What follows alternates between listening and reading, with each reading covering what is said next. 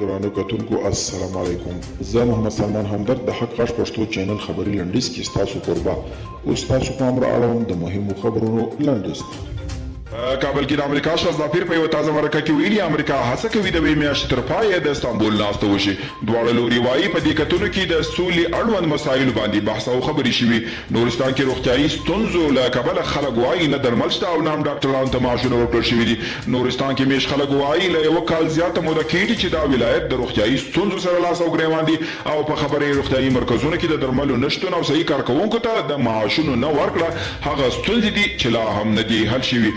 د نشهیي توکو دې قاچاقونکي په مجازاتو محکوم شول. د عدلیې او قضایي مرکزو محکمو د نشهیي موادو دیش قاچاقونکي په مجازاتو محکوم کړل.